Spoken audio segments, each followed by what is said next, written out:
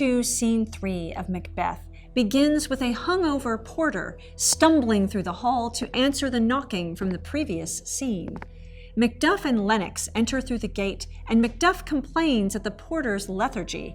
Macbeth arrives wearing his dressing gown and tells them the king is not yet awake. Macduff goes to get the king, who asked to be woken early. While they wait, Lennox describes the unruly storm that passed through the previous night.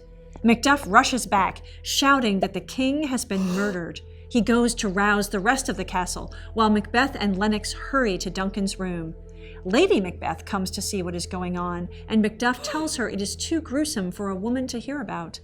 At this moment, Banquo arrives, and Macduff tells him what has happened. Macbeth and Lennox return with Ross just ahead of Malcolm and Donalbain.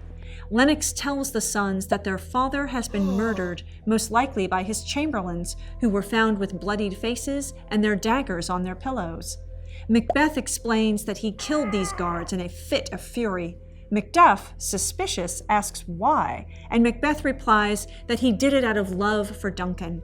At this moment, Lady Macbeth appears to faint, and everyone goes to her aid except Malcolm and Donalbain.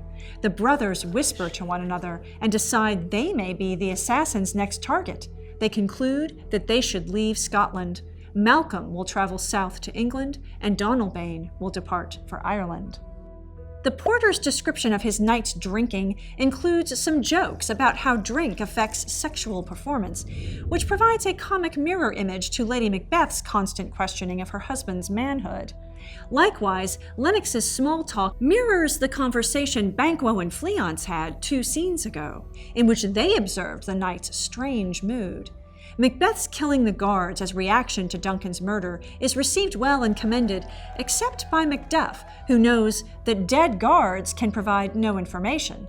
The first suspicion of Macbeth comes from Macduff.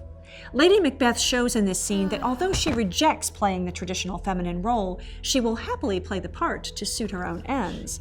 Macduff's comment that the talk of murder is not suitable for her ears is an example of dramatic irony, considering she planned the murder. She seems to know that Macduff's single question could rouse suspicions, and therefore faints as a ruse, having all the men, except Malcolm and Donalbain, rush to her aid. Malcolm seems to suspect Macbeth, and he and his brother decide not to meet the Thanes, considering any treacherous man can easily show emotions he doesn't feel, like Macbeth.